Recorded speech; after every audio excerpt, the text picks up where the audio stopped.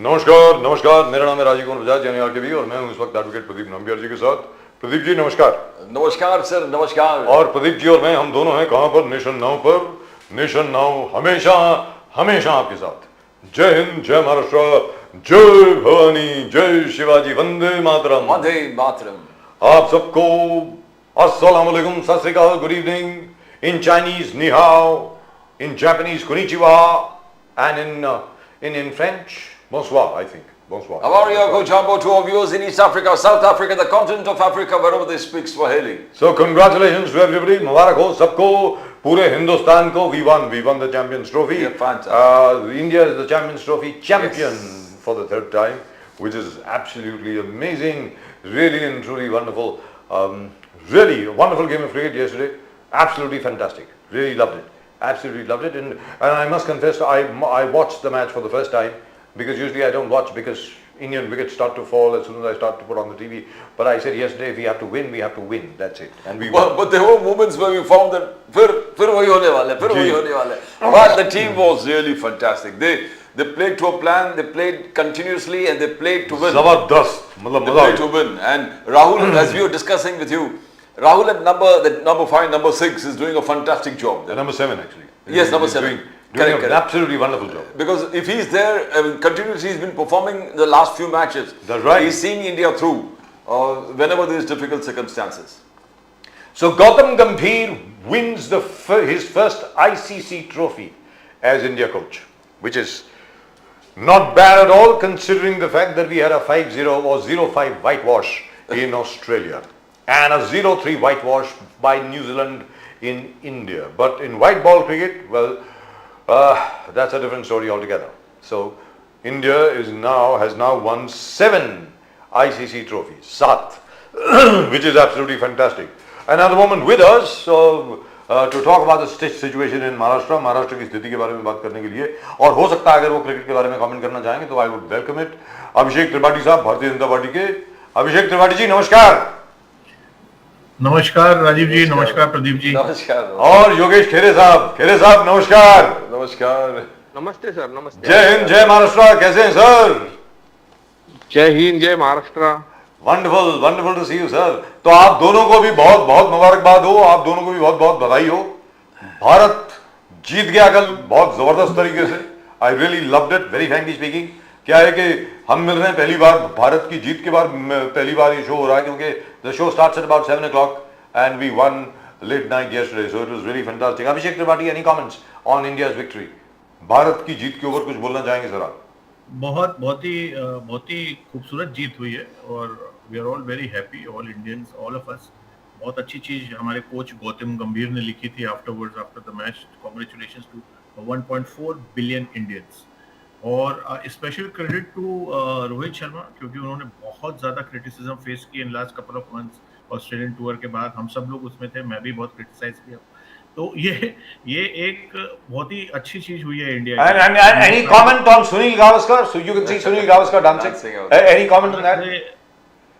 कमाल का, you know the childlike personality that is still alive in him. Such a great man, a man who taught cricket in India. Because of him, everybody became cricketer. What performance off the field, yes. Actually on the field, he has given उनके dance से, और मजा आ गया। वो जीत में 4 चांद लगाना जिसे कहते हैं, वो सुनील गावस्कर जी के डांस की वजह से हुआ। अभिषेक त्रिपाठी जी, आप भी फॉलो कर रहे थे गावस्कर जी के जो कमेंट था कि India B team can also beat Pakistan will not be able to be India B team, and बहुत बड़ा कंट्रोवर्सी हो गया। वहां से बहुत सारे क्रिकेटर्स अंजुमान उल हक वगैरह क्रिटिसाइज करने लगे कि आप डिफेम करें हमारे Pakistan. But Gavaskar, and you showed Sachin Tendulkar. I saw your Facebook comment that Tendulkar is batting so well in the senior league. जबरदस्त तरीके से क्या शॉट्स मारे थे जो। तो India's cricket alive, the whole country, right from young to old, everybody is playing super cricket. India's senior team. When I say senior team, the retired team. Yes. And when I say the B team, the people who are yet to play for, they both can defeat Pakistan, the current Pakistan. तो वो समझना बहुत जरूरी है। अरे sir, अभिषेक त्रिपाठी जी और योगेश खेरे साहब, पाकिस्तान का तो वो हाल है, बेगानी शादी में अब्दुल्ला दीवाना। अरे यार छोड़ो, तुम अपने देश के बारे में फिक्र करो। हमारे देश, अब आप देखिए हमारे विराट कोहली ने, I mean I love that man so much. Virat Kohli ने क्या अपने संस्कार का क्या प्रदर्शन दिया, मतलब कोई हमारे लिए तो कोई स्ट्रेंज चीज है नहीं है। योगेश खैरे साहब, आप भी, और अभिषेक त्रिपाठी जी, आप भी जब किसी मित्र की अगर माता जी से मिलते हैं, हम लोग हर कोई जाकर के मतलब प्रणाम करता है, हर कोई जाकर के हमारे यहाँ तो पैर छूता है। ये पाकिस्तानियों के लिए वो भी ऑब्जेक्शनेबल है, ये क्या कर रहा है, मतलब वो तो मुसलमान है, कैसे कर सकता है? I mean this is so terrible, I don't even know what to say, it's absolutely terrible. Khere साहब, खेरे साहब, आप जीत को किस प्रकार से देखते हो? एकदम जबरदस्त परफॉर्मेंस पूरे सीरीज में। बिफोर खेरे साहब स्टार्ट्स, खेरे साहब आपको याद दिला दूं, वो सुनील गावस्कर को जो आप देख रहे हैं ना डांस करते हुए, आपको मालूम है ना सुनील गावस्कर साहब 75 साल के हो गए हैं। He is 75 years old, that man. वो लगता है ऐसा कि 7.5 साल का है, 75 का नहीं है जी। योगेश खेरे साहब, वो डांस तो जबरदस्त है, ये उम्र में शायद कोई ऐसे डांस नहीं कर पाएंगे। और गावस्कर जी के वो फिटनेस जो टॉप लेवल के रखे खेरे साहब, उसी से, नहीं तो इस उम्र में कौन ऐसा नाच सकते हैं खेरे साहब? उम्र उनकी 75 हो या 80 हो, 85 हो, जब खुशी दिल से होती है, जो आदमी दिल से खुश होता है, तो वो इस तरह से सेलिब्रेट करता ही है। उनका जो पूरा करियर जो रहा है, वो पूरा करियर उन्होंने जिस तरह से भारतवर्ष को, जिस तरह से उन्होंने योगदान दिया है क्रिकेट में, और जब वो उनकी खुशी है। और पूरे, मैं तो बोलता हूँ, आप भारत में कल किधर भी देखते तो इस तरह का ही खुशी का माहौल था। दुरुस्त बात। और भारत में कहा जाता है कि क्रिकेट धर्म है, तो जब ये, और जिस तरह से ये चैंपियंस ट्रॉफी का फाइनल होता है या पाकिस्तान के खिलाफ कोई जीत होती है, तो पूरे भारतवर्ष में उसको दिवाली की तरह मनाया जाता है, क्योंकि वो खेल ही ऐसा है जो हर भारत के आदमी के दिल में है, पूरे शरीर में है, और उसको वो सेलिब्रेट करना धर्म समझता है। ये हर वक्त की बात है। जबरदस्त सर, जबरदस्त। बट इंडिया, खेरे साहब, इंडिया थोड़ा क्रिकेट, इंडिया का जो बार बार ये कह रहा है कि इंडिया बी टीम है, जैसे त्रिपाठी साहब कह रहे थे, ए टीम तो सुपर है, बी टीम भी इतने जबरदस्त है।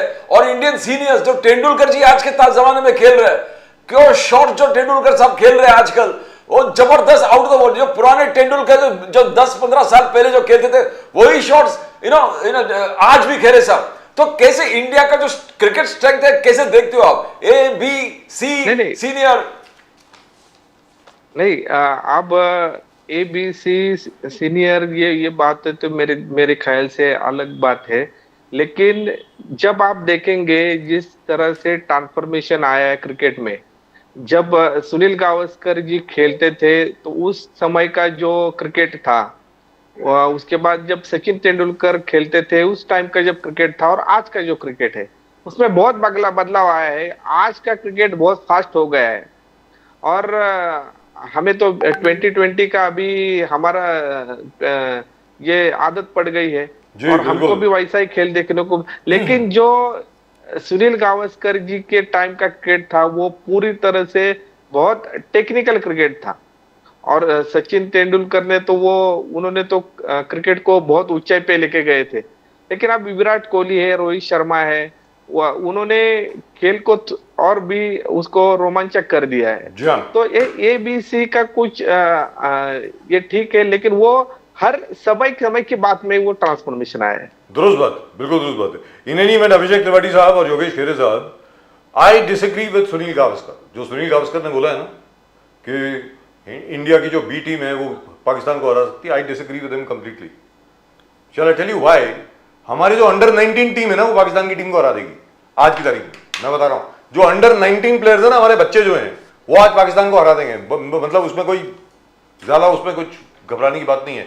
लेकिन as I said, these Pakis are so petty. मतलब आप खुद देखिए सर, अभिषेक त्रिपाठी साहब, आदरणीय सम्मानीय अटल बिहारी वाजपेयी साहब बस लेके जाते हैं, हिंदुस्तान और पाकिस्तान के बीच में अंडरस्टैंडिंग हो, मैत्री हो, दुश्मनी खत्म हो, और ये लोग क्या करते हैं, ये कारगिल में अटैक कर देते हैं। हमारे नरेंद्र मोदी जी नवाज शरीफ के घर में जाते हैं, उनको बधाई देने के लिए, उनके ग्रैंडसन की शादी है, उनके खुद के बर्थडे पे, और ये क्या करते हैं, सीधा जाकर के उरी में अटैक करते हैं, उरी में अटैक करते हैं, पठानकोट में अटैक करते हैं, नगरोटा में अटैक करते हैं।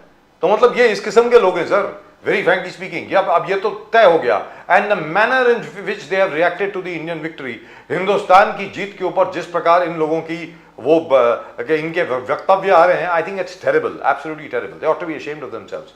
इन any event sir, enough about cricket, let's talk about Maharashtra. Maharashtra के बारे में अगर बात करें, अभिषेक त्रिपाठी साहब, महायुति सरकार ने अब यह तय किया है कि वो 2 महीने की जो इंस्टॉलमेंट है लड़की बहन योजना की, वो भी देने वाले हैं, और मतलब देना शुरू हो गया। आई थिंक कल से शुरू हो गया, कल से हो गया मींस कल से yesterday वो एक्चुअली 8 तारीख से देनी थी, लेकिन 8 से नहीं, कल से शुरू हुई है। वुमेन्स डे, यस, मतलब it was supposed to start on women's day, but it started now. और दूसरी चीज क्या है कि नाउ आवर अजीत दादा पवार साहब आज जो बजट सेशन में उन्होंने जो बजट प्रेजेंट किया, उन्होंने ये भी कहा कि अब he is coming up with a new welfare scheme for minorities. उसके बारे में कुछ बताएंगे सर आप, अभिषेक त्रिपाठी साहब? ये क्या है, मतलब it's an outreach to everybody, what is it? देखिए, प्रधानमंत्री नरेंद्र मोदी जी ने बहुत पहले से कहा है और हमेशा कहा है, और हम सब लोग उसका पालन करते हैं कि सबका साथ, सबका विकास और सबका विश्वास। तो ये उसी के तहत ये बजट है जिसमें माइनॉरिटीज भी रहेंगे, क्योंकि वो देश के हिस्सा है। हम किसी के खिलाफ नहीं है, ना पहले थे ना अब है। किसी तरीके का कोई भेदभाव नहीं है। सबका जो अच्छे से नागरिक इस देश में संविधान के हिसाब से रहेगा, लॉ एंड ऑर्डर के हिसाब से रहेगा, अच्छे से रहेगा, और सबका साथ दिया जाएगा, सबका विकास किया जाएगा, और उसमें सब लोग आते हैं। तो उसी के तहत आज उप मुख्यमंत्री फाइनेंस मिनिस्टर हमारे अजीत दादा पवार जी ने बजट में ये चीज मेंशन किया है, और उसी के तहत ये माइनॉरिटीज के लिए सुविधा प्रदान की जाएगी आने वाले दिनों में, जिसका पूरा डिटेल डिस्क्रिप्शन आएगा थोड़े दिन। बहुत अभिषेक त्रिपाठी साहब, बहुत एम्फेसिस है डेवलपमेंट में, जबरदस्त तरीके से एयरपोर्ट्स को लिंक करना, जैसे मुंबई के दोनों एयरपोर्ट को मेट्रो रेल की तरफ से माध्यम से कनेक्ट करना, 20 लाख होम्स, 20 लाख घर प्रोवाइड, 15,000 करोड़ उसके लिए ऑलरेडी साइडलाइन कर दिया है, 50 लाख जॉब्स क्रिएट करेंगे, 40 lakh investment in industrial sector, यानी बूस्ट डेवलपमेंट, इंफ्रास्ट्रक्चर और हर प्रकार से ग्रोथ ओरिएंटेड। पूरे तरीके से 2014 में मोदी जी आए, उसके पहले वो गुजरात के मुख्यमंत्री थे, आए, उन्होंने सबसे पहला जो हमारा सबसे सफल नारा था और जिसको इंप्लीमेंट किया था, मैं फिर से बोलूंगा, सबका साथ और विकास। विकास पे ध्यान दिया है, डेवलपमेंट पे ध्यान दिया है, हर पूरे देश में ध्यान दिया है, हर प्रदेशों में ध्यान दिया है, और जहां जहां भारतीय जनता पार्टी की सरकार है और या तो यूटी में सरकार है, तो उस चीज को सबसे पहले प्रायोरिटी में रखा गया है कि किस तरीके से हम पहले तो ऐसा प्रोग्राम बनाए, ऐसी पॉलिसी बनाए, और किस तरीके से फिर उसे इम्प्लीमेंट करें। इम्प्लीमेंट करने के बाद उसका जो प्रोग्रेशन है वो कैसे आगे बढ़ रहा है, उस पर नजर रखें, और खत्म होने के बाद वो दिखाएं और बताएं कि भाई ये हमारा था, ये हमारे पॉइंट्स थे, ये हमारी डेवलपमेंट की चीजें थी, ये पूरी हो रही हैं, और आने वाले दिनों में हम फिर कुछ और चीजें शुरू करेंगे और फिर उसको भी खत्म करेंगे। तो ये एक बहुत ही स्ट्रेट फॉरवर्ड, क्लियर कट, बिना किसी दुविधा के, बिना किसी कंफ्यूजन के, ये एक डेवलपमेंट एक ऐसी चीज है जो हम देख रहे हैं इस देश में, और सिर्फ मैं बताऊं उन्हीं जगहों पे नहीं देख रहे हैं जहां पे भारतीय जनता पार्टी की सरकार है। आप नितिन गडकरी जी का काम देखें, वो झारखंड में भी उतने अच्छा काम कर रहे हैं जितना वो महाराष्ट्र में कर रहे हैं और जितना वो उत्तर प्रदेश में कर रहे हैं। तो यहाँ पे किसी तरीके का कोई भेदभाव नहीं है। काम होगा और काम दिखेगा और काम बोलेगा। लेकिन सर यहाँ पे Abhishek Tripathi ji, I am disappointed about one thing, और मैं चाहूंगा उसके आपके जवाब के बाद योगेश खरे जी इसके ऊपर जरा बोले, क्योंकि मुझे उम्मीद थी कि इस बार जो ये बजट आया, this is the first budget of this newly elected government, नई सरकार का पहला बजट है। मैं ये उम्मीद लगा के बैठा हुआ था, टिकटिकी लगा के बैठा हुआ था कि मराठी फिल्म इंडस्ट्री के लिए और मराठी जगत के मीडिया के लिए, film industry, serials, OTT platforms पे जो भी काम कर रहे हैं, उसमें उसके लिए कोई ना कोई नया प्रावधान कुछ आएगा, लेकिन ऐसा आया नहीं है। व्हाई इज दैट सर, अभिषेक त्रिपाठी जी? देखिए, कोशिश हमेशा निरंतर जारी है। ऐसा कुछ भी नहीं है कि किसी तरीके से मराठी का, क्योंकि हम सब लोग इस चीज में लगे हुए हैं, काम चल रहा है, लेकिन बहुत सी चीजें पब्लिक रिलेटेड होती है। क्या है ना कि अगर हम मैच देखने नहीं जाएंगे तो मैच नहीं चलेगा जी। इसी तरीके से ऑडियंस का भी एक उसमें सहयोग होना बहुत जरूरी है। गवर्नमेंट की तरफ से हमेशा सहयोग रहा है, जो विभिन्न संस्थाएं हैं, जो फिल्म रिलेटेड बॉडीज हैं, उनका भी लगातार ये सहयोग रहा है।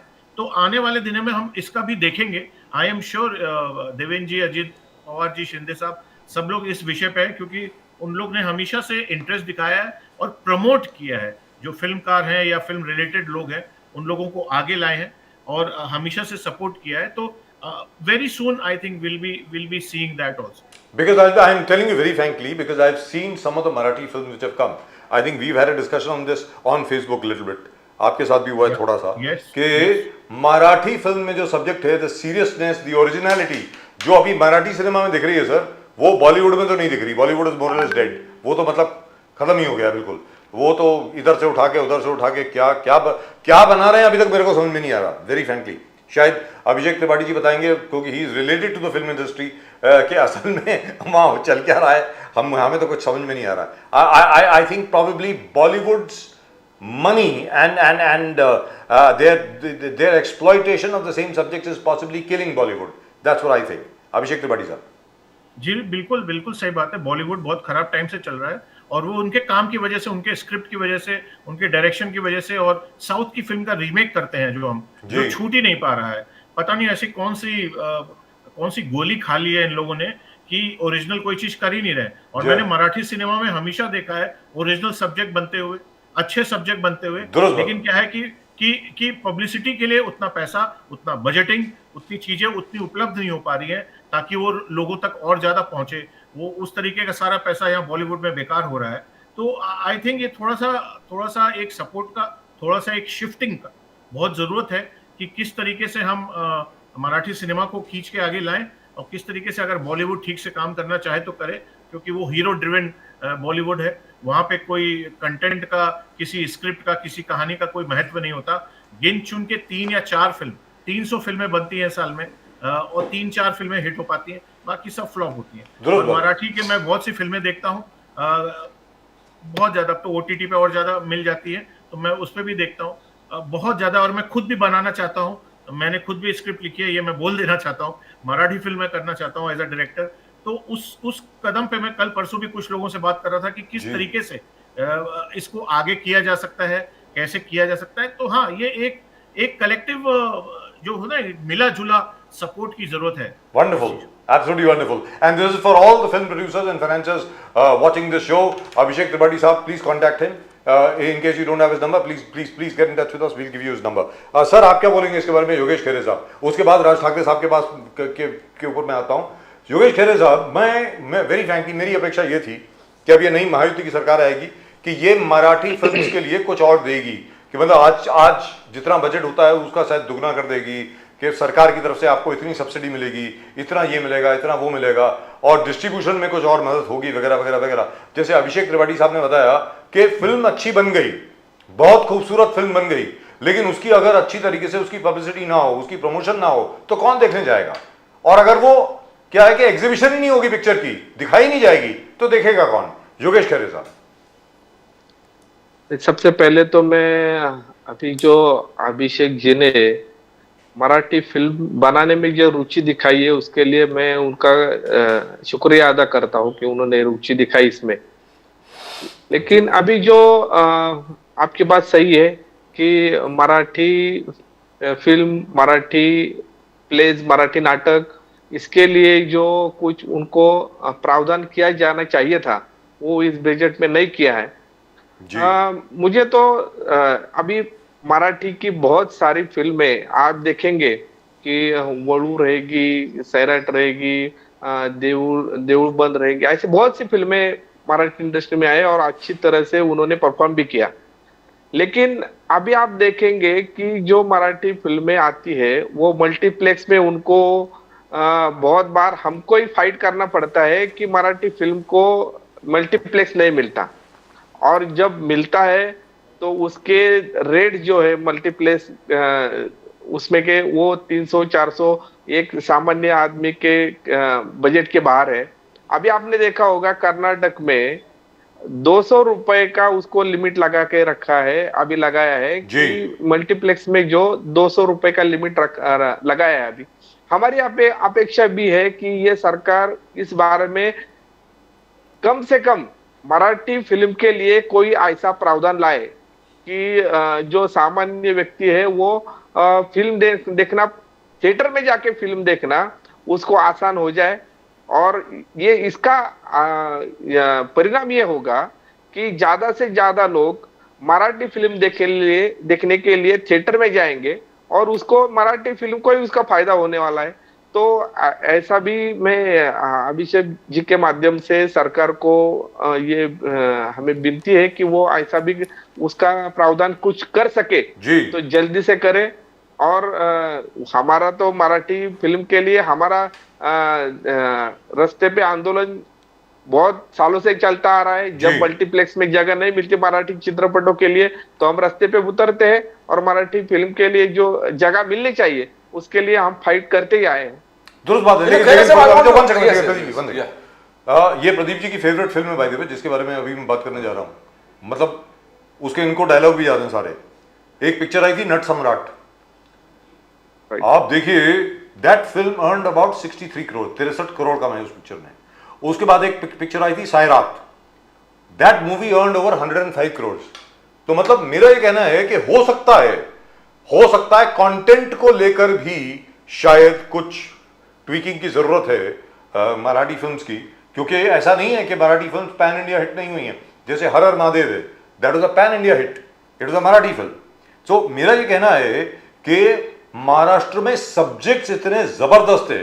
खैरे साहब, आप मुंबई के बाहर निकलिए, आप, मैं कहता हूं बाकी सब चीज छोड़ दीजिए, सिर्फ ठाणे डिस्ट्रिक्ट में ही जाइए, I can give you 150 subjects on which a film can be made. The history, the culture, the entire thing, the entire cultural history of Maharashtra is so rich कि यहां पर अगर आप 10,000 फिल्में भी बनाते हैं वो भी कम है। तो मेरा ये कहना है खैरे साहब कि आपको लगता नहीं कि जो मराठी फिल्म प्रोड्यूसर्स हैं, बाकी सब लोग भी जो हैं, उनको भी कुछ जरा और करना चाहिए, they should be more aggressive, ज्यादा आक्रामक होना चाहिए उनको। यहां तो क्या एक्सेप्टेंस हो गई, चलो ठीक है, इतनी सब्सिडी सरकार से आ गई, इतना ये हो गया, इतना ये हो गया, बजट करके एक फाइनेंशियल प्रोजेक्ट बना करके। अब नट सम्राट जैसी पिक्चर जो है वो मैंने भी देखी है, लेकिन प्रदीप जी को तो जबान ही याद है। सबको, हर व्यक्ति जो मूवीज को, आई थिंक एक डायलॉग जो मांजरेकर जी और नाना पाटेकर जी के बीच में थे, इटर्नल डायलॉग्स, कोई भूल नहीं पाएंगे। और खैरे साहब, अभी जो कैरेक्टर्स के बात करें, छत्रपति संभाजी जो पिक्चर बने अभी, super hit Chhaava, super hit, यानी डुपर डोर 500 करोड़ के बिजनेस किए। जैसे बजाज साहब कह रहे हैं कि कैरेक्टर यहां पर है, हर चीज यहां पर है, क्या हम लोग कई फंडिंग के लिए थोड़ा बेताब है या अलग अलग चीजों के लिए क्रिएट नहीं कर पा रहे? कह रहे साहब नहीं, मराठी फिल्म में बहुत से ऐसे सब्जेक्ट है, जो विषय है आपने जो बताया, वो बहुत से विषयों पे फिल्में बनी है। और कुछ प्रोड्यूसर्स रिस्क लेके भी ये फिल्म बनाते हैं। लेकिन क्या होता है, जब फिल्म का बजट और उसको जो डिस्ट्रीब्यूटर वो सब जो मल्टीप्लेक्स मिलना चाहिए, ये जो कठिनाइयां है, बहुत सी कठिनाइयां मराठी फिल्म इंडस्ट्री में, तो इनके तरफ भी सरकार ने ध्यान देना चाहिए ना। अभी एक फिल्म बनी तो उसका बजट और उसको प्रोड्यूस करने में जो रुचि दिखानी चाहिए, और जो अलग तरह के जो सब्जेक्ट है, अभी अलग तरह के सब्जेक्टों की भी फिल्म आई है ना, जी, और वो चली भी है जी। लेकिन मेरी अपेक्षा ये है कि बहुत से ऐसी फिल्में आई है जो उनका सब्जेक्ट भी अच्छा था, लेकिन वो कुछ अच्छा परफॉर्म नहीं कर पाई, क्योंकि लोगों तक वो, बहुत बार ऐसा होता है कि लोगों तक उस फिल्म के बारे में, उस सब्जेक्ट के बारे में बहुत सी बातें पहुंचती नहीं है। तो अभी लोगों की भी रुचि अलग अलग रहती है, और कितने बार वो मल्टीप्लेक्स में जाएंगे और देखेंगे, तो उनका भी बजट रहता है ना। तो इसके लिए अच्छे विषयों पर सब्जेक्ट, अच्छे विषयों पर फिल्में आती है मराठी में, उसके विषय हैंडल होते हैं। लेकिन जो मराठी फिल्म इंडस्ट्री की जो कठिनाइयां है, जो मैंने बताई अभी, तो उस पर सरकार का ध्यान जाना चाहिए, और सरकार ने उसमें कुछ सहूलियत देनी चाहिए मराठी फिल्म इंडस्ट्री। तो इसके और सब लोग अपेक्षा कर रहे हैं सर, क्योंकि अभिषेक त्रिपाठी जी तो भारतीय जनता पार्टी से आते हैं, वो तो रूलिंग पार्टी में, वो तो इसमें ज्यादा कुछ बोल नहीं पाएंगे। हाँ, अपनी आवाज को आपके साथ लगा सकते हैं, क्योंकि सड़क पर आ पाएंगे। वेरी फ्रेंकली, एमएनएस के लोग जब सड़क पर आते हैं तो काम होता है 2 मिनट में। मैं आपको सीधी बात बता रहा हूं। जैसे ही आप लोग अगर इसके ऊपर कोई आक्रामक आप एक तरीका अपनाएं, अपना जो तरीका है आपका, तो आई एम श्योर 2 मिनट के अंदर जो महायुति की सरकार है आपकी बात को मान जाएगी, जहां तक मैं समझता हूं। इसके ऊपर आपको ध्यान देना नहीं, चाहिए।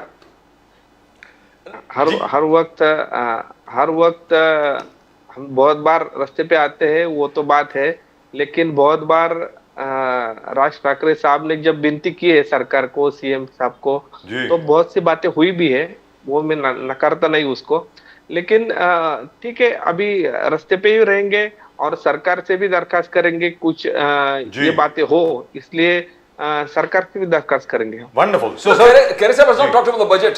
त्रिपाठी साहब ने बात की है बजट के बारे में। खैरे साहब, बजट, अजित पवार जी, एकनाथ शिंदे जी, देवेंद्र फडणवीस जी, उग्रम बजट, जबरदस्त बजट है, हर सेक्शंस को अपनाया है, हर सेक्शंस को गले लगाया है। घर गरीबों के लिए, रोड इंफ्रास्ट्रक्चर बाकी लोगों के लिए, उद्योग के लिए 50-40 हजार करोड़, 50,000 जॉब्स, कैसे देखते हो? क्या इतने गोल्डन है क्या बजट जिस प्रकार से वर्णन कर रहा है? अभी अजित पवार जी ने ये उनका 11वां बजट आज जो पेश किया, तो अभी जो उन्होंने जो प्रावधान किया है वो तो ठीक है, लेकिन कुछ बातें अभी इस बजट से जो अपेक्षित थी वो नहीं हो पाई है। अभी आप देखेंगे कि जो पैसा हमारी पार्टी का राज ठाकरे साहब ने भी रुख साफ किया था पहले भी, कि जो लाड़की बहन योजना थी और उस पर जो प्रावधान किया है, अभी भी किया है, पहले भी किया था, लेकिन हमने तो इस योजना का विरोध किया था पहले भी, क्योंकि अभी मेरे को समझ में नहीं आता कि प्रधानमंत्री साहब एक तरफ रेवड़ी कल्चर का विरोध करते हैं और उसी रेवड़ी कल्चर को महाराष्ट्र की सरकार उसको अपनाती है। ये दो बातें कैसी हो सकती है कि अभी आपने देखा होगा कि जब इलेक्शन था तब लाड़की बहन योजना को खुली छूट दी थी, कोई भी किसने भी वो एप्लीकेशन किया है, और अभी बहुत सी लाखों महिलाओं को वो निकष लगा के, वो क्राइटेरिया लगा के उनको बाहर किया है। तो मेरा सवाल ये है कि उसी समय में कि जब ये योजना लाई गई थी तो ये क्राइटेरिया उनको लगा के उसी टाइम जो महिलाएं कैपेबल थी उनको बाहर क्यों नहीं किया गया? तो अभी उसको मेरे ख्याल से 36,000 करोड़ का उसका प्रावधान है। अभी आप देखेंगे कि महाराष्ट्र के ऊपर का जो कर्ज है वो अभी 8 लाख करोड़ से ज्यादा हो गया है। तो अभी इन योजनाओं को जो पैसा लगेगा, फिर अभी देखेंगे स्टैम्प ड्यूटी को बढ़ाया गया है, कारों के ऊपर को टैक्स का जो है वो बढ़ाया गया है। तो वो महाराष्ट्र की जनता के किसे से ही ला रहे हैं, और जो कर्ज महाराष्ट्र के ऊपर है अभी वो किसको चुकाना है? महाराष्ट्र की जनता को ही चुकाना है। तो ये जो बातें है, अभी 70 लाख युवक अभी बेरोजगार है महाराष्ट्र में। तो आप जो ये बजट लाए हैं, तो इसमें रोजगार बढ़ाने की जो कोशिशें होनी चाहिए वो बहुत कम दिख रही है। तो महाराष्ट्र के बेरोजगारी का रेट भी बढ़ रहा है। अभी आप देखेंगे उद्योग क्षेत्र का जो रेट था वो गिर गया है, सर्विस सेक्टर का जो रेट था सर्विस वो गिर गया है। तो अभी जो रेवड़ी कल्चर के साथ महाराष्ट्र की जनता को, महाराष्ट्र के युवाओं को रोजगार जो देना चाहिए वो भी जरूरी है। जो शेतकरी है, जो फार्मर्स है, जो सरकार ने बातें कही थी कि उनको कर्ज मुक्त करना है, वो उसका कोई प्रावधान इसमें नहीं दिख रहा है। जो फार्मर्स की जो बेसिक नीड्स है, जो उनका बिजली है, जो सीड्स है, उसके ऊपर जो बातें करनी चाहिए वो भी इस बजट में नहीं दिख रही है। लेकिन सर वो तो बड़ी लॉन्ग टर्म पॉलिसी होगी जहां तक मेरा ख्याल है, क्योंकि I am sure Devendra Fadnavis साहब ने ये बहुत पहले से कहा था जब वे वापस भी आए कि सबसे पहले तो जो पानी की समस्या है उसके ऊपर उनका पूरा ध्यान आकर्षित है। इस वक्त फोकस इस वक्त केंद्रित है कि जो पानी की समस्या है विदर्भ में, मराठवाड़ा में, अब तो पानी की समस्या सर वेस्टर्न महाराष्ट्र में भी हो गई है, और तो और छोड़िए बिजली का जहां तक प्रश्न है, एवरीबडी नोज कि जहां तक बिजली का प्रश्न है, ये तो आपको याद होगा, आपका जो ब्लूप्रिंट था महाराष्ट्र के लिए एमएनएस का, जो सेकंड ब्लूप्रिंट भी जो आपने निकाला था, उसमें बिजली के उत्पाद को लेकर के तो 3 चैप्टर हैं, आपको तो याद होगा, जिसमें राज ठाकरे साहब तो पहले दिन से बोल रहे हैं कि we have to increase production of power here in Maharashtra, but that's a very long term plan. So Abhishek Tripathi साहब, मैं आपसे जानना चाहता हूं, जहां तक फार्मर्स का सवाल है, एक बहुत बड़ी समस्या है किसानों को लेकर के, the weather pattern has changed, the entire, there has been such a climate change in Maharashtra, उसको लेकर के क्या हुआ है कि जब सूखा पड़ना चाहिए उस वक्त बरसात हो रही है, जब बरसात होनी चाहिए उस वक्त सूखा पड़ रहा है, तो we have to plan for that. अभी पिछले 6 साल से हम लोग ये देख रहे हैं कि जहां पर फसल जो है वो कटाई के लिए तैयार होती है, उसी वक्त एकदम धाड़ धाड़ करके पानी आ जाता है, सारी फसल खराब हो जाती है। So I hope somebody is looking at that. Abhishek Tripathi साहब। बिल्कुल राजीव जी, ये एक बहुत बड़ा मसला है महाराष्ट्र में किसानों का, शेतकरियों का। और मैंने जहां तक देखा है इतने समय से, देवेंद्र फडणवीस जी से ज्यादा कोई और हमारे मुख्यमंत्री ज्यादा कोई इस विषय को लेकर चिंतित नहीं है। वो बहुत ज्यादा कंसर्न है फार्मर्स को लेकर। इनफैक्ट उनकी सबसे पहली प्रायोरिटी फार्मर्स की रहती है, महिलाओं के लिए रहती है। लेकिन कुछ ऐसी नेचुरल कैलेमिटीज हैं जिसका सामना करना पड़ता है, जो जिस तरीके से हमें जो हमारे कंट्रोल में नहीं होती। लेकिन डेफिनेटली फडणवीस साहब, हमारे सीएम, इस विषय पे काम कर रहे हैं और लगातार काम करते हैं। He is a man who works day and night literally and most honestly. और उन्होंने वाटर डिपार्टमेंट के साथ मिलके बहुत से लोगों को, एक्सपर्ट्स को लगाया है। ये जितनी प्रॉब्लम्स आपने जो अभी बताई हैं, जो बहुत जेन्युइन प्रॉब्लम्स है महाराष्ट्र के लिए, उस पे काम करने के लिए, उसका सोल्यूशन निकालने के लिए।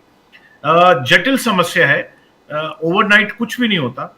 ये एक ऐसी चीज है जो हर मौसम, हर साल, कई मौसम में हमें फेस करना पड़ता है महाराष्ट्र के शेतकरियों को। तो ये इस पे निरंतर काम जारी है। आने वाले समय में होपफुली, हमें ऐसा लगता है और श्योर ऐसा होगा कि इसका समाधान निकलेगा कि जिस तरीके से आपने बताया कि कभी बारिश आ जाएगी जब नहीं आनी चाहिए, तो उस विषय पे भी एक कस्टोडियल तरीके से कि किस तरीके से उसको हम संभाल सकें, किस तरीके से उसको आगे ले जा सकें, ताकि नुकसान कम से कम हो किसानों का महाराष्ट्र में। अभिषेक त्रिपाठी साहब, बात यह है कि उद्धव जी ठीक है, अब राज साहब ने जो कमेंट किया है, राज ठाकरे साहब ने जो कमेंट किया है गंगा जल के बारे में, कि वो किस प्रकार से आप देखते हो वो, बिकॉज बोले कि अंधश्रद्धा से हमको आगे बढ़कर सोचना पड़ेगा कि जो त्रिवेणी संगम में सब डुबकी लगा कर अपने आप को साफ कर रहे। बाला नंदगांवकर जी ने वही पानी का डिब्बा मुझे लेके बोले कि ये आपके लिए मैं लाया हूं, मगर मैं पीने से इनकार करता हूं। तो कैसे क्या ये सेंट अ मैसेज और सनातन धर्म का अपमान हुआ? कैसे देखते हो आप? देखिए, ये राजीव बड़े नेता है, ये उनका अपना व्यक्तिगत कमेंट है एक विषय पे। पर हाँ, ऐसे चीजों को मेरे समझ से अवॉइड करना चाहिए, क्योंकि ये करोड़ों लोगों के एक क्लोज चीज है, उन क्लोज टू हार्ट है। 65 करोड़ लोग तकरीबन गए हैं महाकुंभ में, बहुत से लोग गए हैं। मैं व्यक्तिगत बोलूं तो मेरी पैदाइशी प्रयागराज की है, मेरी स्कूलिंग प्रयागराज की है, मैं वहां से पला बड़ा हूं और फिर बाद में मुंबई आया हूं। तो मैंने पहले भी काफी कुंभ देखे हैं, बाद में भी। तो कहने का मतलब यह है कि आई थिंक ऐसे किसी भी विषय को कमेंट से थोड़ा परहेज रखना चाहिए, क्योंकि ये एक धार्मिक चीज है और लोगों के दिल के करीब है। तो इतना ही बोल पाऊंगा मैं अभी, इससे ज्यादा मैं क्या बोलूं। इससे ज्यादा आप बोल भी नहीं, ऑपोजिशन का कहना है कि आप बोल भी नहीं सकते। राज ठाकरे साहब है तो आप चुप बैठे हो। अगर ये उद्धव जी ने बोला होता या किसी ने बोला होता, आप घर में घुस के, जैसे जितेंद्र अवर जी बोल रहे हैं, अगर मैं बोला होता तो मेरे घर में मोर्चा लेके आते थे ये लोग और मुझे देशद्रोही करार कर देता कि देशद्रोही है। राज साहब है तो आप चुप बैठे हो। अभिषेक त्रिपाठी साहब, देखिए, राज ठाकरे जी एक बड़े इंडिपेंडेंट अपने पार्टी के हेड हैं, नेता हैं। मैंने पहले शुरुआत में यही बोला, वो इंडिपेंडेंट उनके कमेंट है। मुझे नहीं लगता कि इसमें किसी विशेष समुदाय को लेके है या कुछ ऐसा है। लेकिन हाँ, मैं ये खुल के बोलता हूँ कि इस तरीके के टिप्पणी से बचना चाहिए, क्योंकि आस्था का सवाल जहाँ पे आता है और बड़ी आस्था का सवाल आता है, और ये महाकुंभ को तो सैटेलाइट से भी देखा गया है, स्पेस से। तो ये एक बहुत बड़ी चीज थी, बहुत बड़ी गैदरिंग थी, बहुत लोगों का समूह था वहां पे। तो इस विषय को आई थिंक अवॉइड करना चाहिए। और अब जबकि कुंभ खत्म हो चुका है, तो आई थिंक ये बात वापस नहीं आनी चाहिए। योगेश शेरे साहब, राज ठाकरे जी को क्या ये बोलना चाहिए था? और बेचारे बाला नंदगांवकर जी तो अपने प्यार मोहब्बत से राज ठाकरे साहब को कितनी मोहब्बत करते हैं वो आप जानते ही हैं। मतलब अकेले खड़े रहे वो राज ठाकरे साहब के साथ, इसके बावजूद कि बाकी सब लोग भाग के चले गए, इधर चले गए, उधर चले गए। अब वो बेचारे अपने स्नेह से, अपने प्यार से वो गंगा जल का पूरा वो लेकर के आए उनके लिए। तो ये क्या मतलब जरूरत क्या पड़ गई राज साहब को बोलने की, और वो भी पब्लिक मीटिंग में? आप जरा बताएं योगेश खरे साहब। अभी राजू जी, आप राज ठाकरे साहब को बहुत अच्छी तरह से पहचानते जी पहचानता हूँ। वो उनके जो मन में जो बातें होती है, उनके दिमाग में जो बातें होती है, और वो जो बातें देखते हैं, उनको जो सही लगता है वो बोलते हैं। उसका वो बाद में उसका कोई वो परज नहीं रखते, और किसी बात की वो वोटों की भी चिंता नहीं करते कोई बात रखते वक्त। अभी बालाजी नांदगांवकर साहब जो है, उनका स्नेह है, ये ठीक है, वो अलग बात है। लेकिन जो राज ठाकरे साहब के जो विचार है, उनको जो किसी भी विषय की तरफ देखने का उनका जो रवैया रहता है, वो आक्रामक रहता है, खुलेआम रहता है। जो उनके मन में आता है, जो उनको नहीं अच्छा लगता वो बोलते हैं, जो अच्छा लगता है वो बोलते हैं। अभी जब वो कुछ बातें अच्छी करती है, अच्छे करते कहते हैं, तो इस तरफ को अच्छा लगता है, जो इनकी तरफ के बोलते हैं तो महाविकास आघाड़ी को अच्छा लगता है, कभी भाजपा शिवसेना को अच्छा लगता है। वो बातें नहीं है। अभी आपने देखा होगा कि जो महाकुंभ के बारे में उन्होंने बात रखी, तो उन्होंने कहा कि गंगा नदी को माता का दर्जा दिया गया है जी। अब जब गंगा नदी को माता का दर्जा दिया गया है, और आप देखेंगे कि जो प्रदूषित जो गंगा है, तो उसको तो साफ करना जरूरी है। उसके लिए उन्होंने जो फॉरेन कंट्रीज में जो नदियां है, उनका भी उन्होंने उदाहरण दिया। तो आप इसको ठीक तरह से उसको देखना चाहिए। राज ठाकरे साहब के जो उन्होंने कमेंट की कल, कि जो श्रद्धा और अंधश्रद्धा है, उसको डिफरेंशिएट करना चाहिए। कि अभी आप देखेंगे, मेरे ख्याल से वो सेंट्रल पोल्यूशन कंट्रोल बोर्ड ने एक रिपोर्ट दी थी 13 जनवरी 2025 को, कि उन्होंने उस रिपोर्ट में कहा था कि जो फीकल क्लोरोफॉर्म बैक्टीरिया का जो प्रमाण है, जो स्नान के लिए जो पानी रहता है, उसमें जो प्रमाण है वो 2500 MPN का है, जो स्नान के लिए रहता है, उसमें जो वो बैक्टीरिया का जो प्रमाण है। अभी 13 जनवरी 2025 को जब रिपोर्ट आई सीपीसीबी की, तो उसमें वो प्रमाण था 33,000 MPN। तो आपने देखा होगा कि ये 30 टाइम्स ज्यादा है। तो ये रिपोर्ट है, और ये जो सीपीसीबी की रिपोर्ट है। तो अभी आप क्या कहेंगे कि वो पानी खराब था या नहीं था? तो इसी बात पे टिप्पणी की है राज ठाकरे साहब ने। और आपने जो कहा कि जो अभिषेक जी ने तो ज्यादा कमेंट नहीं की इस पे, तो लेकिन मैं इस बात को मानता नहीं कि पूरी भारतीय जनता पार्टी शांत है, पूरी महायुति सरकार शांत है। तो आपने देखा होगा कल भारतीय जनता पार्टी की आध्यात्मिक आघाड़ी के कोई प्रमुख है तुषार भोसले, उन्होंने बहुत क्रिटिसाइज किया, नीतीश राणे ने क्रिटिसाइज किया, अभी संजय निरुपम जी है, उन्होंने क्रिटिसाइज किया। लेकिन मैं आपको बताना चाहता हूं कि संजय निरुपम जी रहे, नीतीश राणे जी रहे, ये तो वाया कांग्रेस शिवसेना बीजेपी आए हैं। ये लोग राज ठाकरे साहब को हिंदुत्व की बातें न बताए तो अच्छा है। राज ठाकरे साहब का हिंदुत्व का जो रवैया है, वो पूरे देश को मालूम है, महाराष्ट्र को मालूम है। जब रजा अकादमी का जो मोर्चा हुआ था, तब बाकी सब जो खुद को हिंदुत्ववादी समझते हैं, वो बिल में जाके छुपे थे। तब राज ठाकरे साहब ने हिम्मत दिखाई थी उस रजा अकादमी को विरोध करने की, उसके खिलाफ मोर्चा निकालने की। जब ये मस्जिदों के ऊपर का जो लाउड स्पीकर का मामला आया था, तो सबसे आक्रामक रूप से राज ठाकरे साहब ने वो बात रखी थी, तब कोई नहीं बोलता। तो जो ये लोग हैं, ये राज ठाकरे साहब को हिंदुत्व ना सिखाए। हिंदुत्व क्या है? राज ठाकरे साहब का जन्म ही एक हिंदुत्व के घर में हुआ है। वो प्रबोधन ठाकरे जी के वारसदार भी है। तो जो हिंदू धर्म में जो हिंदुत्ववादी तो है ही, ये सबको मालूम है, लेकिन जो हिंदुत्ववादी रहते वक्त भी वो जो हिंदू धर्म में जो उनको बातें जो गलत लगती है वो सामने रखते हैं, उनका रवैया है, उनका वो मत है। अभी आपने देखा होगा कि हिंदू धर्म में जो बातें बहुत सालों से भी बहुत लोगों ने क्रिटिसाइज की है, उन पर भी आलोचना की गई उनके उस टाइम में। मैं आपको महाराष्ट्र का उदाहरण बताता हूँ, गोपाल गणेश आगरकर जी है, उनके जिंदा रहते वक्त उनकी प्रेत यात्रा दिखाती है, क्योंकि वो हिंदू धर्म की जो उनको बातें ठीक नहीं लगती, उनको उन्होंने क्रिटिसाइज किया था। अभी एक मेरे ख्याल से एक सती की प्रथा थी हिंदू धर्म में जी, तो वो उसको निकाला गया ना हिंदू धर्म से।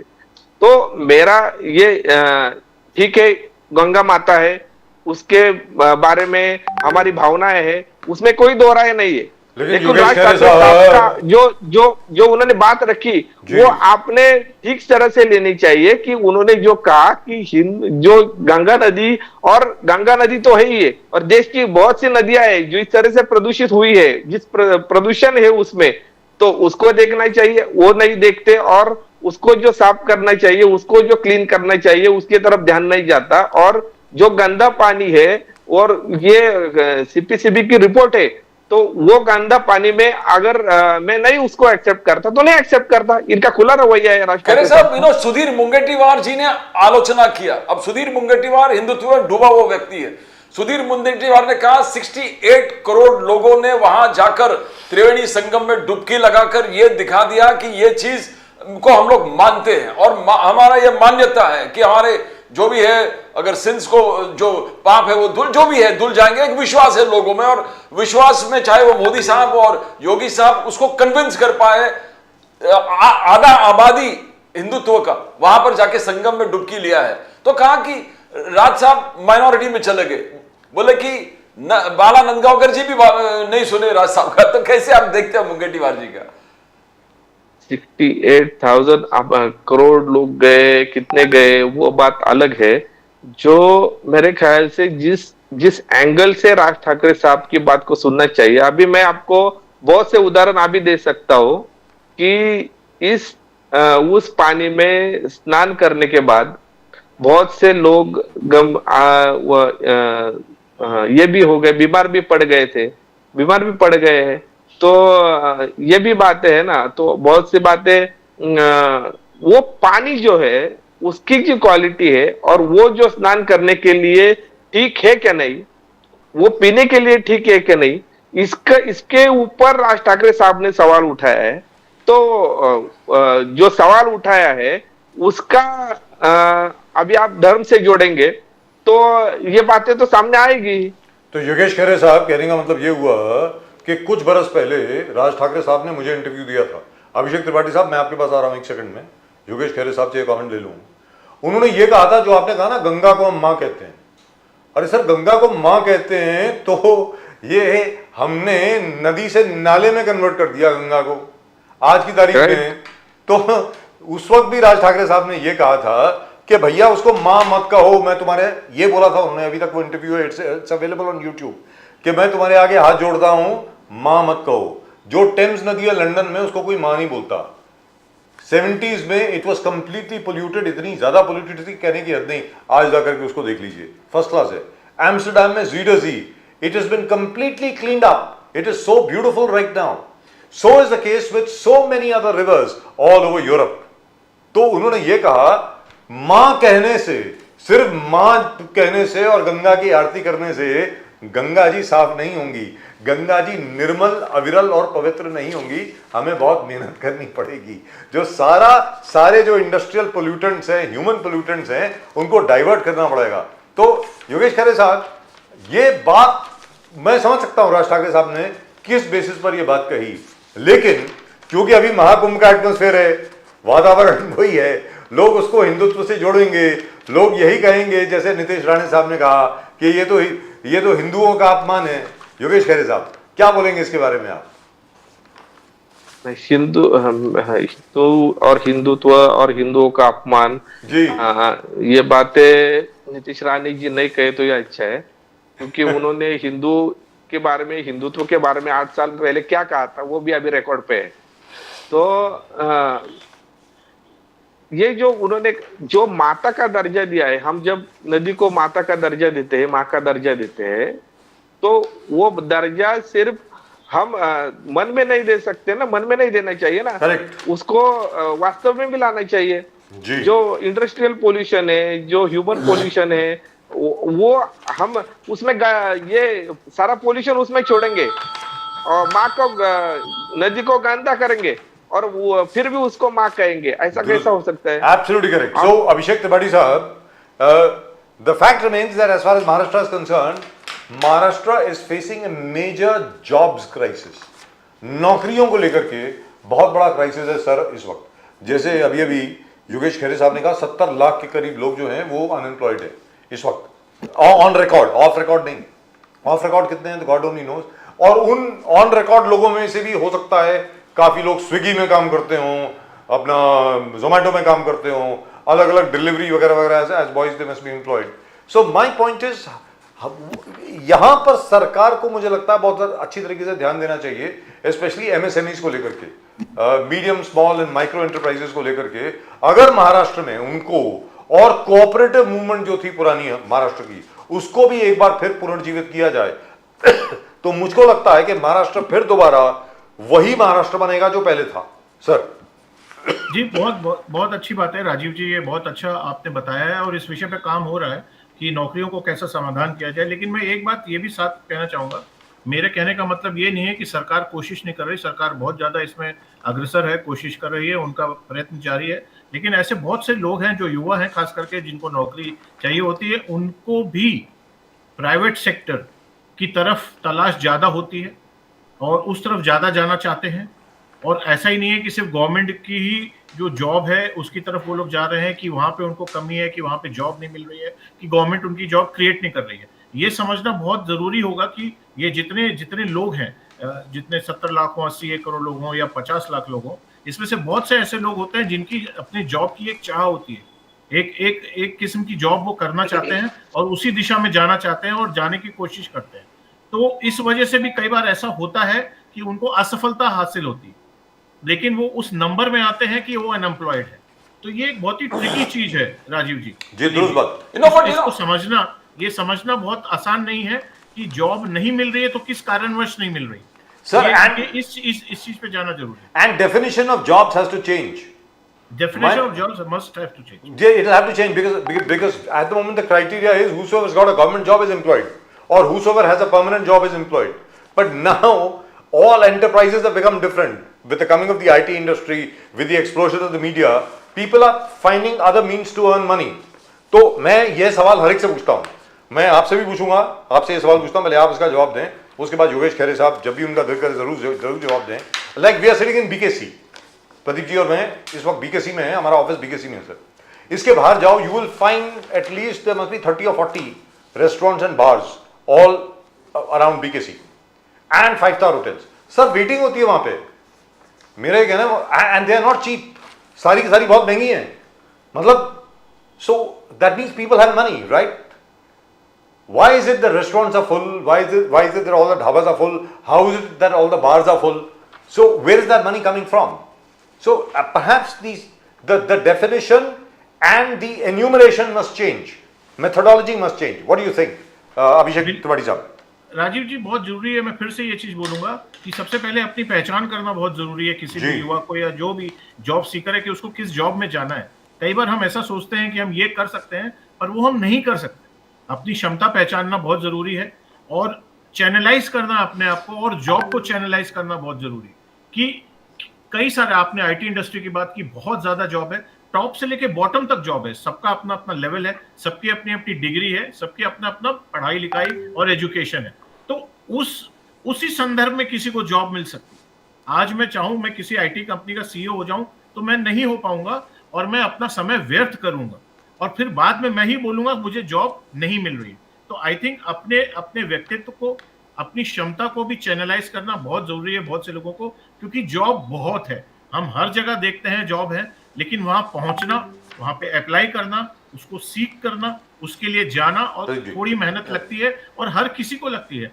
कोई भी एक रात में कोई ऐसा बड़ा नहीं बनेगा। तो मेरा ये अभी भी मानना है कि सरकार कोशिश करेगी और कर रही है, लेकिन सरकार के अलावा ऐसे बहुत से जॉब हैं और ऐसे बहुत से काम हैं जो जो बिना सरकार के किए जाते हैं, और युवाओं को उस दिशा में भी जाना पड़ेगा और ध्यान देना पड़ेगा, क्योंकि एक पैरेलल इंडस्ट्री है गवर्नमेंट की और प्राइवेट सेक्टर की।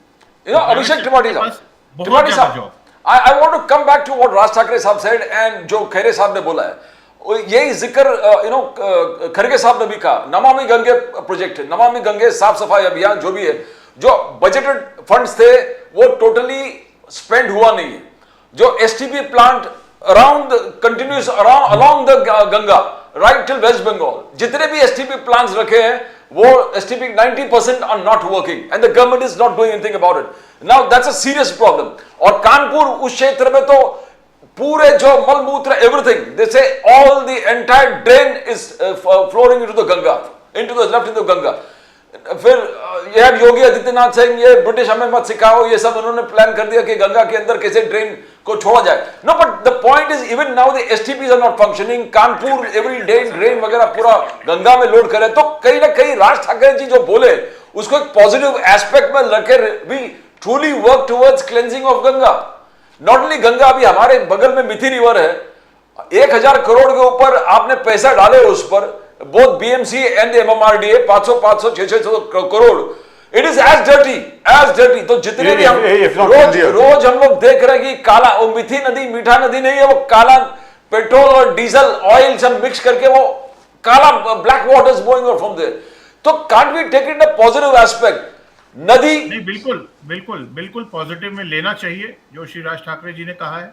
हम सब ये मानते हैं कि उनका मन गलत हो ही नहीं सकता, लेकिन उन्होंने जो चीज बोली है कि सफाई पे ध्यान दें, अगर हम उसको माता मानते हैं तो माता की तरह ट्रीट करें जैसे हम अपने घर में करते हैं।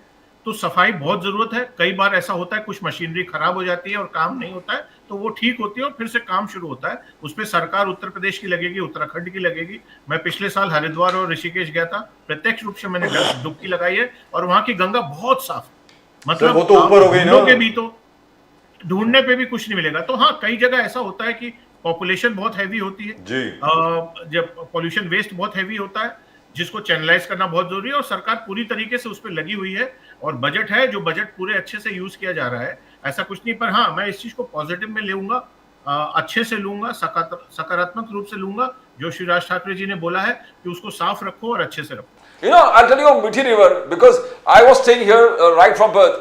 When we were young, हम जाते थे तो मीठा नदी बोलते थे, मीठा पानी वहां से मिलते थे।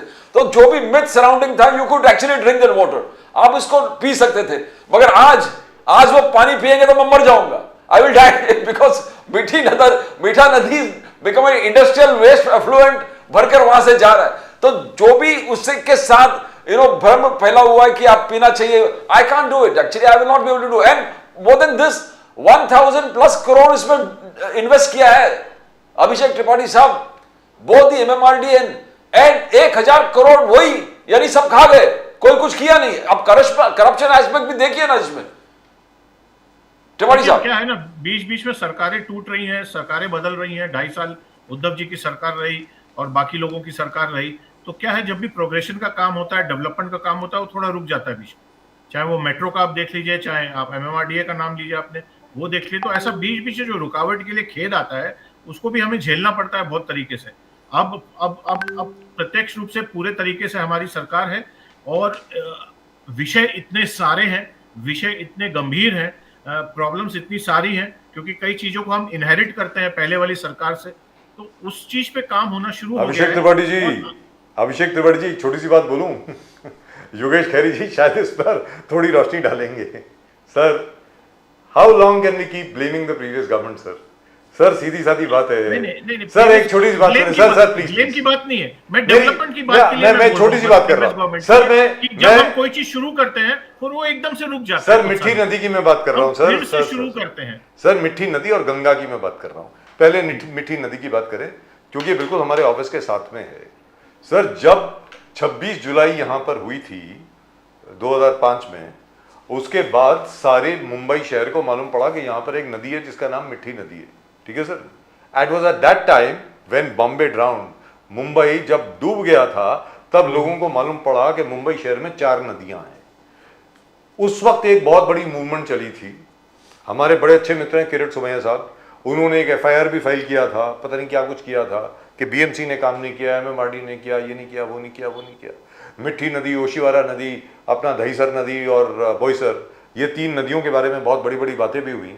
आज की तारीख में चारों की चारों नदियां बिल्कुल वैसी की वैसी हैं सर, इतने सालों के बाद भी, 20 साल के बाद, नंबर 1। और अगर गंगा की बात करें sir, do you know 3000 million liters of sewage are poured into the Ganga daily, हर रोज 3000 million liters daily, MLD जिसको बोलते हैं।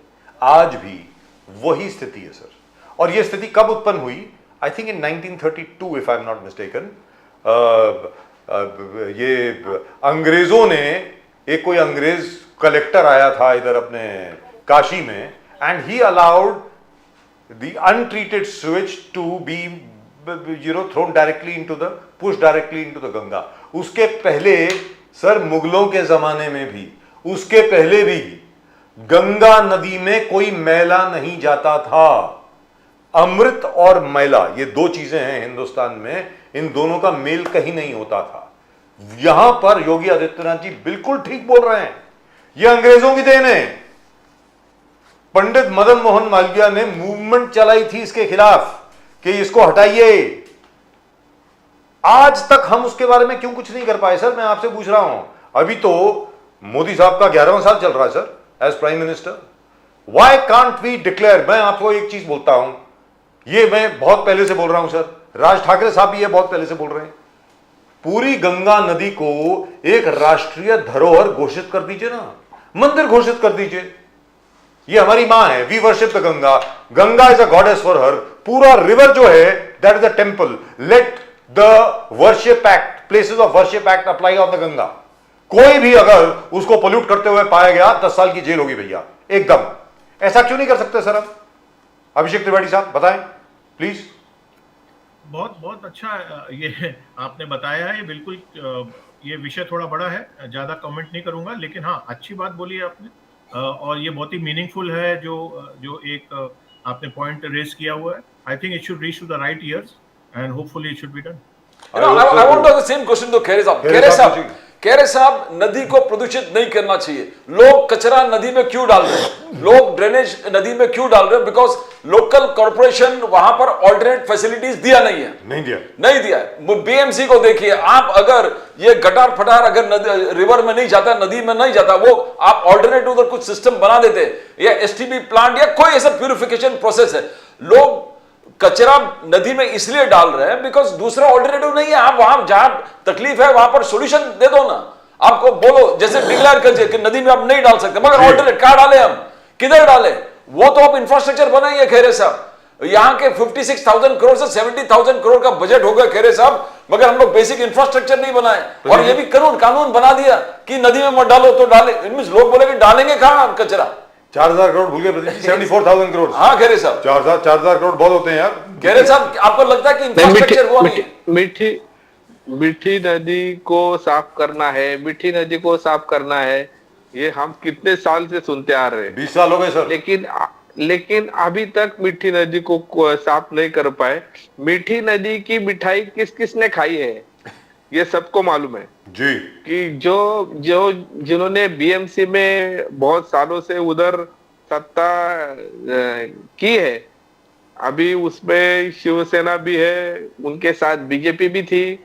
तो जिस तरह से उन्होंने ये मीठी नदी में हर साल जिस तरह से बजट का प्रावधान किया जाता है, बजट खर्च किया जाता है, फिर भी मीठी नदी साफ नहीं होती। तो ये जो पैसा खर्च किया जाता है वो कहाँ जाता है? ये सबको मालूम है कहाँ जाता है। जिस तरह से उसको साफ करना चाहिए वो होता नहीं। तो आपने और ये दूसरी बात जो बहुत सही कही कि अभी मीठी नदी जो है, और भी मैं तो और भी नदियों की बात करूंगा कि जिस तरह से वो पोल्यूट होती है, तो उसमें इंडस्ट्रियल पोल्यूशन है, उसमें ह्यूमन पोल्यूशन है। Yes. जो पोल्यूशन उसमें होता है तो उसको रोकने के लिए जो अल्टरनेटिव देना चाहिए, ये अल्टरनेटिव कोई भी जिन्होंने ये गवर्नमेंट नहीं दी पाई है, तो ये जिन्होंने इस इतने सालों तक सत्ता की है महाराष्ट्र में, देश में, तो इनका फेलियर है ही है, बिल्कुल है। तो इसमें कोई दो राय नहीं है। जो आप सही बात कह रहे हैं कि लोगों को अगर मेरा कचरा किधर फेंकना है तो उसको वो प्रावधान नहीं रहेगा, तो उसको आसान जगह है नदी, वो फेंक देता है उधर जाते जाते। और जो एसटीपी प्लांट्स जिस तरह से होने चाहिए, अभी मैं पुणे में रहता हूँ, मैं कितने सालों से सुनता आ रहा हूँ कि पुणे की जो नदियां है मुड़ा और मुठा, उसको जो एसटीपी प्लांट का जो जायका से उसका लोन लिया था 990 करोड़, तो अभी भी वो जो प्रोजेक्ट है अभी भी वो खत्म नहीं हो रहा है। तो जो वो खत्म होगा भी नहीं। जो लोगों की आवश्यकता है वो पूरी नहीं कर रहा है, गवर्नमेंट की तरफ से नहीं हो रही है, तो ऐसी बातें होती रहेंगी। तो हमारा कहना ही यही है कि आप ये जो बेसिक नीड्स है उस पे ध्यान दीजिए, उसको सही कीजिए, और बाद में जो ये भावनाएं है उन पे ध्यान दीजिए। दुरुस्त बात है, एब्सोल्युटली करेक्ट। और जैसे आपने कहा, और जैसे अभिषेक त्रिपाठी साहब ने भी कहा कि राज ठाकरे साहब ने जो कहा है गंगा जल को लेकर के, उनका इशारा जो है वो हिंदुत्व के प्रति कुछ दुर्भावना का नहीं है। उनका यह है कि भाई देखिए, गंगा को हम मां बोलते हैं, मां। And this is RKB speaking by the way. I don't know why they are not showing me, पता नहीं क्या हो सकता है कि सर आप लोगों की वजह से शायद मतलब बगावत हो गई हो हमारे स्टूडियो में, कोई बड़ी बात नहीं है। I will be very happy if that happens. मेरा ये कहना है कि अगर हम किसी को मां बोलते हैं तो क्या हम अपनी मां में 3000 मिलियन लीटर प्रदूषण डालेंगे, प्रदूषित वस्तुओं को डालेंगे? Sir, it is not possible. What kind of people are we? हम लोगों को भी, मैं सर ये इस विषय के बारे में प्रदीप जी और हम 2002 से काम कर रहे हैं, और लोगों के मैं मस्तिष्क में ये डालना चाहता हूं कि लोगों को इकट्ठा आकर के एक पीपल्स मूवमेंट चलानी पड़ेगी कि हमारी जितनी नदियां हैं, अभी देखिए सर, अर्थकुंभ अभी यहां पर नासिक में होने वाला है, नासिक में होगा सर 2-2.5 साल के बाद। मेरा ये कहना है कि गोदावरी को we will have to clean her sir, we'll have to clean her. वहां पर देखिए डुबकी लगाने से कोई किसी को रोक नहीं सकता है, लेकिन उसको प्रदूषण रहित करने के लिए अब से काम शुरू करना पड़ेगा। We'll have to start work now. If we don't start work now, suddenly the earthquake will be right on our head and we will not be able to do anything about it. तो इसमें planning की जरूरत है और बहुत ज्यादा काम की जरूरत है सर, मुझको ऐसा लगता है। In any event, what Raj Thakre साहब has said, I think it should be taken in the right spirit. That's what I think. Thank you, gentlemen. It's been a great pleasure as always talking to you, and I really hope, अभिषेक त्रिपाठी साहब, उस पे ज्यादा जिम्मेवारी आपकी है। I really hope आप अपनी सरकार को, स्पेशली देवेंद्र फडणवीस साहब को, ये आप जरूर बोलेंगे कि भाई मराठी सिनेमा के लिए प्लीज कुछ करिए, क्योंकि मराठी फिल्म के जो सब्जेक्ट्स हैं, they are, as you also said, Pradeep ji also said, Yogesh Khaire साहब ने भी बताया, they are so original, so beautiful, so masterly, and look at the risks these Marathi film producers and directors are taking. Fantastic. I am so impressed. Very frankly speaking, मुझको लगता है सरकार को जरा कुछ और, मुझे लगता है, मदद करनी चाहिए। आई थिंक अभिषेक त्रिपाठी जी, योगेश खैरे साहब, बहुत बहुत धन्यवाद आपका हमारे साथ जुड़ने के लिए। Thank you so much. नमस्कार। धन्यवाद। नमस्कार। Well Pradeep ji, that's just about it for tonight show. आज के शो में सिर्फ इतना ही। वो हमारे कॉमरेड साहब जो हैं, I don't think he will be able to join. उनको समझ में नहीं आ रहा है कि वो कैसे वो गूगल मीट किस तरीके से होगी। So I hope our friend mister Ranade will be able to join us tomorrow. आपको इतना बता दें कि कंजर्वेंसी वर्कर्स जो हैं हमारे बीएमसी के, उनके कोई 600 लोग हैं कि 800 लोग हैं, मतलब आई डोंट, 588 आई थिंक। 1998 से जो लड़ाई लड़ रहे थे कि भाई उनको परमानेंट करना चाहिए और उनके जो ड्यूज है उनको मिलने चाहिए, प्रदीप जी, अब जाकर के 28 साल के बाद उनको एक बार फिर सुप्रीम कोर्ट में जीत हासिल हुई है। So congratulations to all of them. And it's a deserved victory. I mean, these people have been doing, keeping Mumbai garbage free, and Mumbai is safe and secure. and saving our lives. And because of these people, even the kind of COVID के वक्त जी। पर, if एक दिन के कचरा मुंबई से नहीं उठता sir, the full Mumbai will be full of garbage. And you need to applaud these guys. COVID वक्त पर भी 3 से 4 बार आकर कचरा उठाते थे पूरे मुंबई के स्ट्रीट लेकिन से। प्रदीप जी, वहां जाके मुंबई सेफ और कोविड से बचकर निकला है। सर ये तो ठीक है, हम तो बहुत तारीफ कर चुके हैं इनकी। अभी तक कोविड का जो बोनस है भाई द वे वो मिला नहीं है लोगों को, ये भी बता दूं आपको। Exactly. नंबर 1। नंबर 2, सर मैं प्रशासन से सवाल पूछता हूं, ये सवाल मैं और आप ना जाने कितनी मर्तबा पूछ चुके हैं। Why were you opposing their petition? आप लोग इनका विरोध क्यों कर रहे थे? हमें तो ये समझ में नहीं आ रहा। आपके लोग नहीं है क्या ये? आप इनको परमानेंट नहीं बनाएंगे, इनको बोनस नहीं देंगे, इनको सैलरी नहीं देंगे, दे डोंट डिजर्व एम्प्लॉयमेंट, इनको आप टेम्पररी रखेंगे, वो ये कैसी प्रवृत्ति है सर? व्हाट काइंड ऑफ पेटी horrible behaviour is this? Successive all governments without fail, successive governments have been doing this, Yes. opposing them, employing the biggest lawyers and the best of lawyers. अब इतने खर्चा जो lawyers पे खर्चा कर दिया, अगर वो सम अप करें तो it will benefit With whose permission? ये That's what I गरीबों would- को अपना हक दे देते। That's what I would love to ask. That's our money, right? That's the taxpayers' money you're spending. ये लोग जो हैं आपके सामने जो हैं ये आपको खतरे से रहित, यानी आपकी मतलब they are keeping you healthy, they are keeping you safe from disease with the kind of risk they are taking. वो देखिए आज तक ऐसे ही साफ होते हैं गटर हमारे, और इन लोगों को 1998 से लेकर के 2025 तक हर सरकार ने इनका विरोध किया है।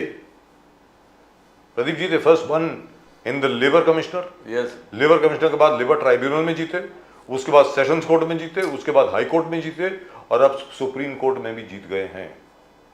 मेरा ये कहना है, ये भी पूछना चाहिए सरकार से, who advised you to oppose this and why did you agree to that advice? I think we'll have a discussion on that tomorrow. Right, that's just about it in tonight's show. आज के show में सिर्फ इतना ही, प्रदीप जी और मेरी तरफ से। आप जो है चैनल को सब्सक्राइब जरूर करें भैया, please do subscribe to the channel, and that bell is also on, please do click on the bell icon Irish clock that strikes 13, that strikes 13। और आपको अगर डेली अपडेट्स चाहिए, hourly, minute to minute updates चाहिए from Nation Now, you'll get them, and do send in your comments. Pradeep ji and I will be here again tomorrow, and we'll of course discuss, especially with regard to the conservancy workers, what really took place. to the And fastest growing channel in the nation, Nation Now. Nation Now, and we'll see you tomorrow. Thanks for watching. आप सबको नमस्कार, जय हिंद, जय महाराष्ट्र, जय भवानी, जय Shivaji, Vande Mataram, One day, Matra. Bharat माता की जय।